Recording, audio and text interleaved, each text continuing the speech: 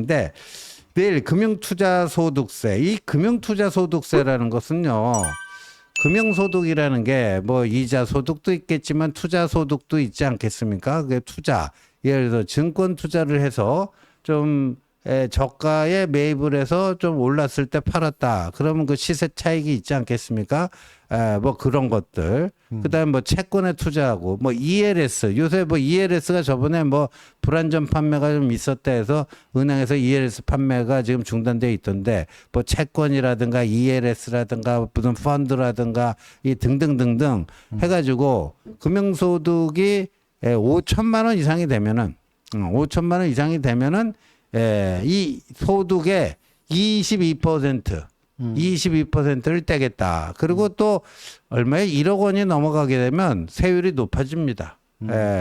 27.5%까지 떼겠다. 근데 이게 어떤 이제 그 여파를 갖고 오냐 하면은 지금 1,400만 그 국내 주식 투자자 중에 그렇게 뭐 5천만 원 이상 금융소득을 거둘 수 있는 사람이 몇 퍼센트나 되겠느냐. 1%뿐이 안 된다. 그러니까 처음에 민주당이 이 금투세 폐지를 들고 나온 저희 당을 향해서 또 부자들을 위해서 감세해 주려고 그런 거 아니냐. 부자 감세 프레임을 갖고 나왔다가 허벌나게 깨졌어요. 왜 깨졌냐면은 진짜 부자는 더 감세해 주잖아. 그러니까 니들은 그 어떤 그 시장의 흐름을 제대로 모르냐. 이렇게 이제 저기를 한 거예요. 뭐냐면은 그 상위 1% 큰 손들이 다 빠져서 어디 그 외국 시장으로 미국 시장으로 이게 가버린다. 그럼 주가가 어떻게 되겠어요? 폭락하죠. 주저앉잖아요. 맞습니다. 주가가 주저앉으면 그 개미들 가장 피보는 게 누구예요? 개미들. 맞습니다. 그래서 하나만 알고 둘을 모르는 아주 짧은 지식의 그 소치가 아니냐. 뭐 이런 건데. 그리고 우리나라 안에서도 개미들에 대해서는 금투세를 매기잖아요. 예. 법인, 외국인, 사모펀드 이렇게 예. 기관 이렇게는 또 금투세 대상이 아니에요. 예. 정작 큰 손은 적용 대상이 아니거든요. 네. 개미한테 적용하고 정작 부자감세는 하고 있는데 국민의힘 보고 부자감세 얘기하는 거는 머쓱한 거죠. 자기들이 설계를 그렇게 잘못 이상하게 해놨으니까. 그런데 이제 그 하도 이 그 개미 투자자들이 항의가 빗발친 거예요. 네. 항의가 빗발쳐가지고 지금 민주당이 뜨거한 거예요. 맞습니다. 뜨거한 거고 진성준은요. 네. 그 1,400만 그 개미 투자자들의 공적이 됐습니다. 네. 그런데 이제 이재명은 현실적으로 표를 먹어야 되니까 표를 먹고 사는 정치인이고 차기 대선 바라보고 있기 때문에 네.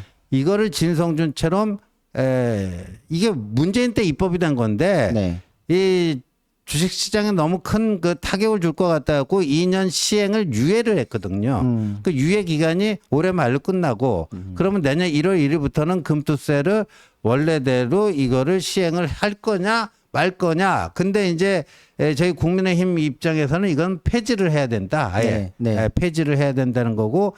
근데 이재명은 시행과 폐지의 한 중간 정도 되는 유예. 네. 그러니까 2년 유예했는데 2년 정도만 더 시행을 좀 유예하자. 네. 뭐 이런 식으로 가지 않을까 해가지고 이런 건데 지금 구도가 그런 겁니다. 맞습니다. 예. 선택지가 세 개예요. 크게 보면 네. 예정대로 시행을 하느냐, 아니면 이걸 세금 자체를 없애버릴 것인가, 폐지할 것인가, 아니면 중간에 절충안으로 그냥 몇 년 더 유예를 할 것인가. 네. 요건데 민주당이 내일 그래서 당내에서 당론 결정을 위한 토론회를 엽니다. 토론회를 열어서 하는데 두 팀만 나와요. 네.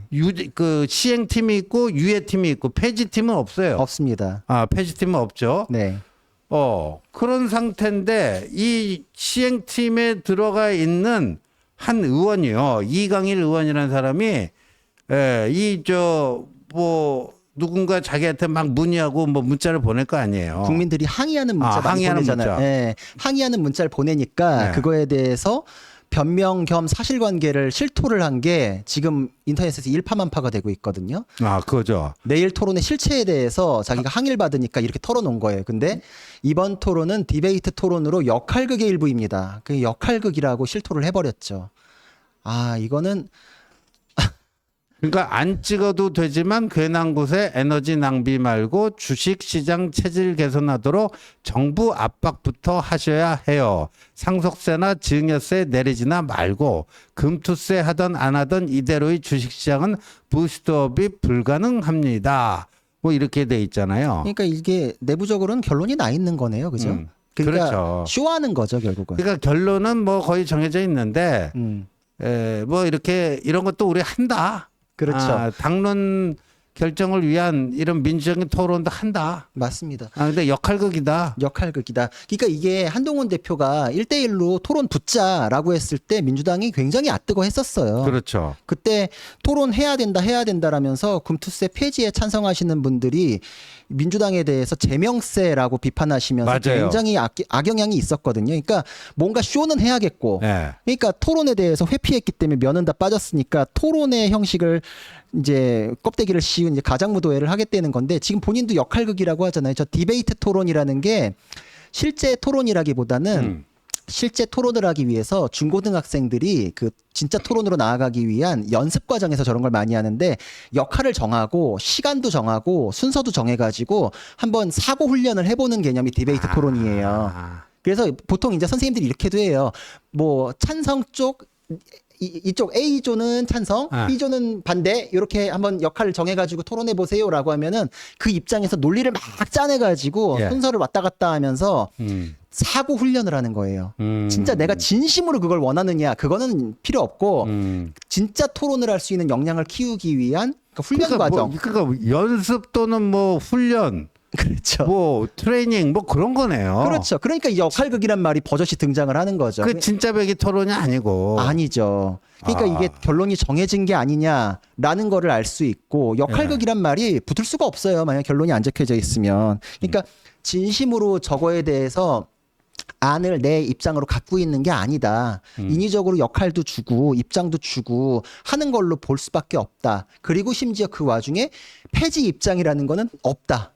민주당에서 딱 둘만 유예, 찬성 딱 두 가지만 세웠잖아요. 그러니까 이거는 폐지에 대해서는 생각조차 안 하는 겁니다. 저거는. 그래서 이게 한동훈 대표 오늘도 얘기를 했어요. 오늘도 최고위원회에서 얘기를 했는데 이거 아니죠. 예, 이거 거짓말 안 했다면 그건 아까 그 저기고 최고위원회에서 무슨 얘기를 했냐면 우리가요 뭔가 이제 그 범죄 혐의가 있어하고 경찰에 불려가고 조사를 받잖아요. 네. 조사를 받을 때 이제 굿 캅이 있고 배드 캅이 있다. 네. 근데 이게 조사하는 그 형사가 한 사람이 아니고 두 사람일 수가 있잖아요. 네. 돌아가면서 하는데 네. 이 굿 캅은 야, 너 그렇게 네가 그런 거 한 거 내가 알겠어. 나도 마음 아파.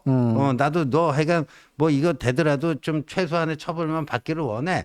이런 식으로 선한 역할을 하면서 그 범죄 혐의를 이렇게 진술하도록 유도하는 역할. 네. 뭐 이런 게 그 캅이라면 배드 캅은 너 임마 이거 안 불면 너 그냥 아작 나오고 뭐 형량이 늘어나고 그러니까 이게 악역과 네. 뭐 이 좀 이렇게 그 뭐라고 그래요? 이렇게 좀 얼러주는. 얼러주는 이 역할 분담하는 거. 그게 그 캅하고 배드 캅이거든요. 네. 그게 전형적인 역할극이에요. 맞습니다. 그게 전형적인 역할극인데 그래서 오늘 한동훈 대표가 참 그 비율을 뭐 우리가 그 캅, 배드 캅 다 아는 건데 요거를 지금 내일 금투세 토론에 딱 하는데 왜? 그 캅, 배드 캅이 있는데 이게 뭐냐? 이런 거죠. 지금 아까 세 가지가 있다고 그랬잖아요. 금투세 네, 관련. 네, 네. 폐지는 빼먹었어요. 없어요. 아예. 없습니다. 그러니까 이 수사에 있어서 폐지는 너는 무죄야. 이럴 수 있는 사람이 있어야 돼요. 맞습니다. 근데 그 캅도 기껏해 유예예요. 그렇죠. 예? 배드 캅은 그냥 시행하겠다는 거고. 그렇죠. 그러니까 이건 아예 빼버리고 이거를 삼지선다형으로 해야 될 거를 그냥 이 양자택일 구도로 만들어버린 거 아니에요, 이게. 맞습니다. 그러니까 근본적으로 굿캅이랑 배드캅은 한 편이에요. 그렇죠. 한 편이죠. 한 편이에요. 어. 그리고 유죄를 찾아내기 위한 목적이 같아요. 그러니까 지금 보면은 배드캅 같은 경우에는 넌 구속이야. 그리고 이제 굿캅 같은 경우에는 이게 이렇게 하면 선처받아서 집행유예 받게 해줄게 뭐 요 정도 하겠죠. 그러니까 유예잖아 유예. 그렇죠. 집행유예랑 유예야, 유예. 시행유예랑 비슷하게 괴를 같이 하는 것처럼 결국은 지금 이 논리적 귀결에 의해 가지고 따져가지고 이게 맞다. 이거는 폐지가 맞다. 뭐 이런 식으로 가야 되는데 논리적 귀결 없이 밀어빵 하나 놓고서 지금 국민들을 속이려고 그러는 거죠. 예. 당장의 표심이나 이런 거에 대해서 뭐 조삼모사도 아니고 나중에 조금 밀어놓으면은 그때 가가지고 또 어떠겠다. 뭐 이런 것도 없어요 지금. 그렇죠. 당장에 뜨거운 거 소나기는 피하고 보자 이렇게 국민들을 자꾸 속이려 드는 거죠. 그래서 이게 여러분들 뭐 우리 어벤져스 독자분들 중에서 주식 투자하는 분들 좀 있으시겠지만요. 이게 단순히 주식 시장의 문제로 끝나는 것이 아닙니다. 이게요. 예, 오늘 그래서 저희가 다 같이 한번 꼭 좀 봤으면 하는 영상을 제가 골라왔습니다. 그거 한번 보시고 나서 우리가 또 이야기를 이어가도록 하겠습니다.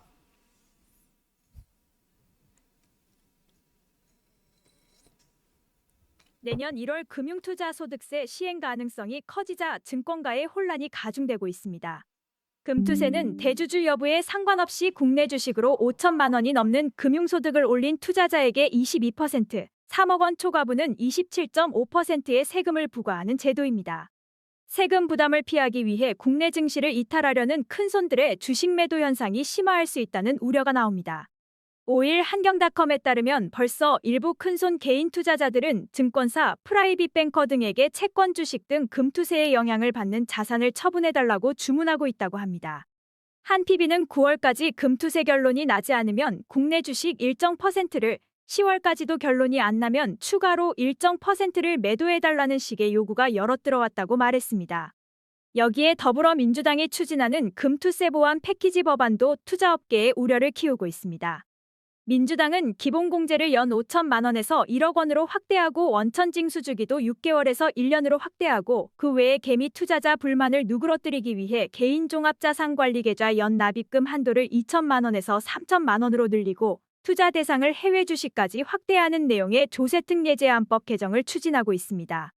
지금은 ISA에서 해외 주식 투자는 허용되지 않습니다. 국내에 상장된 해외 상장 지수펀드를 통해서만 투자할 수 있습니다. 투자자 A씨가 엔비디아에 3천만 원을 투자해 1년 동안 1억 원을 벌었다고 가정했을 때 지금까지는 2,145만 원을 세금으로 내야 했습니다. 하지만 이 법안이 시행되면 ISA로 투자할 경우 A씨가 내야 할 세금은 0원이 됩니다. 해외 주식에 투자해 이익이 얼마가 나더라도 납입액 3천만 원까지는 비과세 혜택을 주기 때문입니다. 투자업계에선 금투세와 해외 투자 비과세 혜택을 동시에 시행하면 투자자들의 코리아 엑소더스 현상이 심화할 것으로 우려하고 있습니다. 올 들어 국내 투자자의 해외 주식 순매수는 96억 7,773만 달러, 하나로 약 13조 원으로 사상 최대를 기록하고 있습니다. 같은 기간 기관과 개인은 국내 주식 시장에서 각각 13조 3,360억 원, 3조 5,635억 원어치를 순매도했습니다. 금투세 보완 패키지 법안이 시행되면 미국 주식에 투자할 유인은 더욱 커집니다. 지난 10년간의 수익률을 기준으로 직장인이 ISA를 통해 월 250만 원씩, 즉 연 3천만 원씩 한국 코스피 지수에 30년 투자하면 14억 7천만 원을 손에 쥘 수 있습니다. 이를 동일하게 미국 S&P 500 지수에 투자하면 은퇴 시점에 54억 3천만 원을 받게 된다는 계산이 나옵니다. 수익이 3.7배 차이 납니다. 목대균 KCGI 자산운용 운용총괄 대표는 미국 주식시장은 상장사 자기자본이익률, 주주환원율 등 기초체력 면에서 한국 증시보다 월등히 앞서 있다며 국내 증시에 세금 메리트를 줘도 모자랄 판에 해외 투자에 혜택을 준다면 더 이상 국내 주식에 투자할 이유가 없어진다고 말했습니다. 네, 저겁니다. 바로 저거예요. 그렇죠. 그래서 지금 저게 아주 설명을 잘 해놨어요. 근데 지금 민주당은 금투세는 예정대로 시행하면서 그 ISA 개인 종합관리구자죠. 네. 거기서 해외 주식을 그 할 때는 비과세를 하겠다. 그러면요, 국내 주식에 투자했고 뭐 5천만 원 이상 소득을 얻게 되면 이게 세금 22%를 하는데 해외 주식, 미국 주식 사면은 이게 비과세다. 그러면 그리고 주식시장 그 상승률도 미국 증시가 훨씬 낮잖아요. 훨씬 낮죠. 그럼 저부터라도 왜 국내 증시에 돈을 넣어놓겠어요? 요새는 이게 휴대폰 하나 있으면 바로 그냥 나스닥 들어가서 굉장히 다 쉽죠. 들어가서 예. 살 수 있고. 예, 요새 뭐 반도체 다음에 엔비디아 주식 사고 뭐 그러면 되는 거 아닙니까?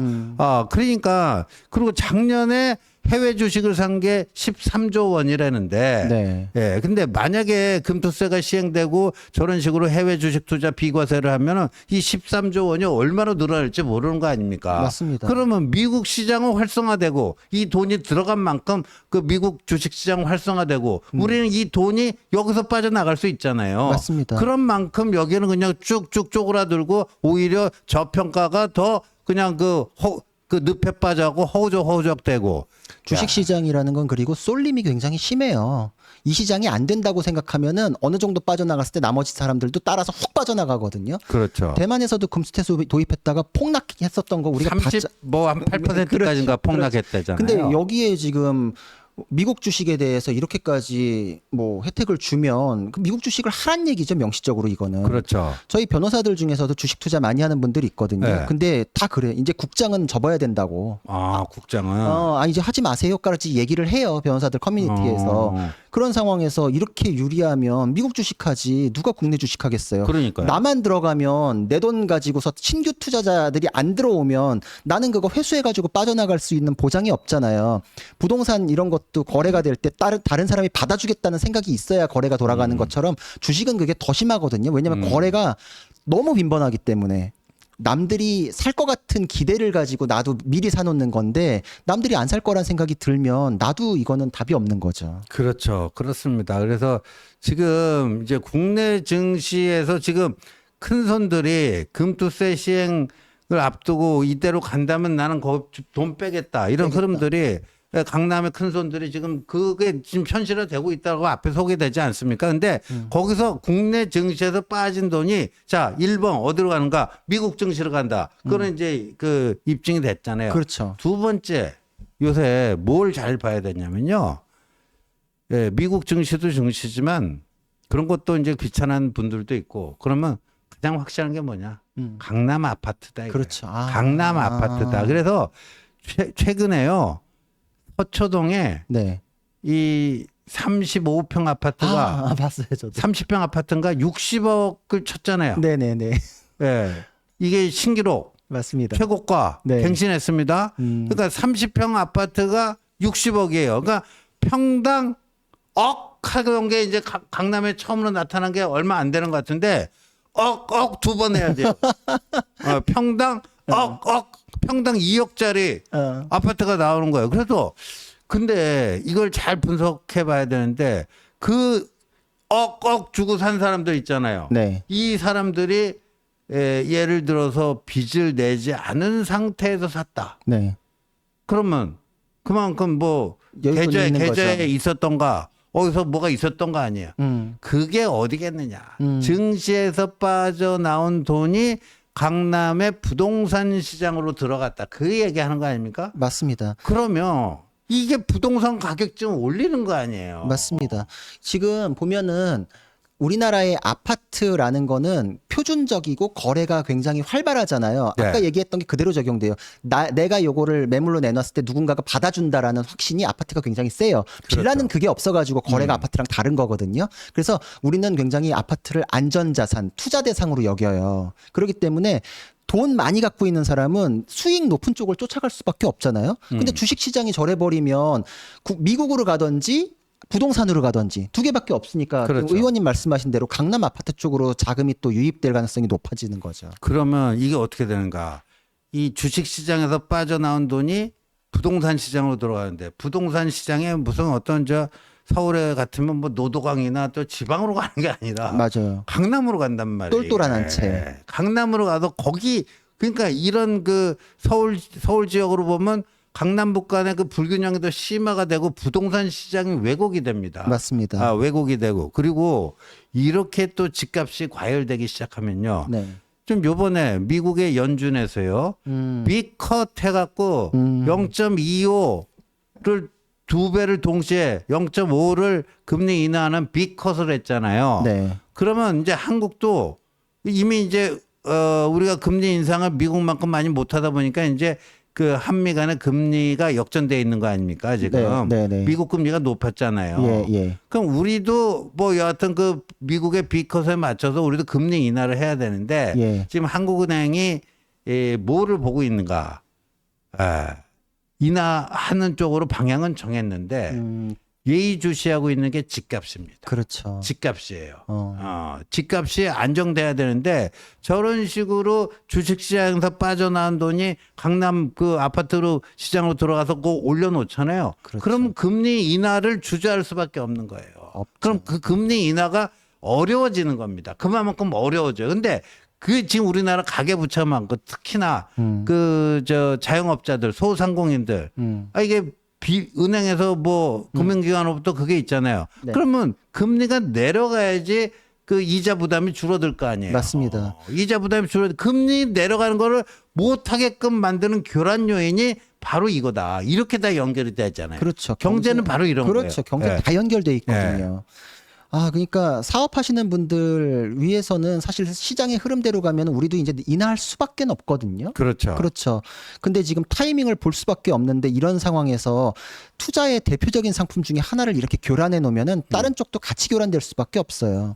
부동산은 절대로 남이 안 사는 물건 사지 않아요. 지방으로 내려가지 않아요. 남들 사고 싶어 하는 거 나도 들어가 가지고 내가 먼저 사놓으려고 그러거든요. 주식 시장도 남들 하는 거 보면서 결정하면 이미 손해봐요. 그렇기 때문에 진짜 큰 손들은 남들이 이렇게 움직이겠지 하면 내가 먼저 던져요. 지금 이거 폐지 안 되면은 이게 아마 제가 보기에는 던지는 숫자가 우수수 나오기 시작하면 그 이후에는 시장이 완전히 교란될 것이다. 이런 생각이 들어요. 그래서 이게 이렇게 간단한 문제가 아니다. 그냥 주식시장 그 하나로 끝날 문제가 아니고 이게 부동산 시장에도 영향을 미치고 맞습니다. 이제 금리 인하할 것인가 말 것인가에도 상당한 영향을 미쳐서 뭐 우리 경제에 이걸로 인해서 상당히 안 좋게 이게 꼬일 수도 있다. 그런 문제다 하는 거고. 그래서 내일 이제 민주당이 이 토론을 한다는데 아마 뭐 역할극이라고 하니까 뭐 뻔할 뻔짜가 아닌가 싶습니다. 맞습니다. 근데 이 문제는 우리가 경제 문제니까 뭐 나는 주식 안 하니까 상관없다. 이렇게 할 문제가 아니에요. 이게 부동산 시장 또 금리 이런 데다 영향을 미친다 하는 점을 우리가 좀 그렇죠. 공부하고 그리고 가야 될 것 그 같습니다. 주식 시장이 계속 잘 돌아가야지 우리 국내 기업들의 투자금이 계속 들어오는 거잖아요. 그렇죠. 우리 기업도 힘들게 하는 거예요. 다 영향이 있는 겁니다. 금리가 내려가야지 기업 투자가 상승합니다. 네네. 금리가 내려가야지 투자가 상승하고요. 또 소비도 진작이 되고요. 왜냐하면 이 가계부채가 우리나라가 굉장히 많잖아요. 근데 은행에 그 갚아야 될 이자가 그만큼 줄어들면 그만큼 줄어드는 이자만큼 소비 여력이 또 생기는 거 아닙니까? 네. 그러면 지금 내수가 굉장히 부진하잖아요. 네. 오늘 중앙일보 나온 거 보세요. 그 서울대 앞에 무슨 그 학사주점? 네. 아주 유명한 데라는 데인데 네. 하루에 맥주 한 병 판대잖아요. 아이고. 예? 그리고 자영업자 중에 뭐 몇십 %가 벌이가 한 달에 100만 원도 안 된대요. 예. 넷 네. 중에 셋이 100만 원도 안 된다? 뭐 이 정도 본 것 그러니까 같아요. 내수가 저도. 꽁꽁 얼어붙어 있는 거 아니에요. 그러니까 내수를 진작하기 위해서는 기업들이 투자도 많이 해주고 투자를 해야지 또 고용이 늘어나고 그럴 거 아닙니까? 그리고 또 이자 부담도 줄어들기 때문에 소비 여력이 늘어서 새로 신규 고용이 된 사람들은 거기서 또 급여를 받기 때문에 네. 또 이자가 줄어들면 그만큼 소비 여력이 생기기 때문에 내수 활성화가 될 수 있는데 아니 그렇게 잘 나가던 학사주점이 말이에요. 하루에 그러니까요. 맥주 한 병 팔면 이게 어떻게 되겠냐고. 이게. 큰일이죠, 진짜. 예. 이렇습니다. 예.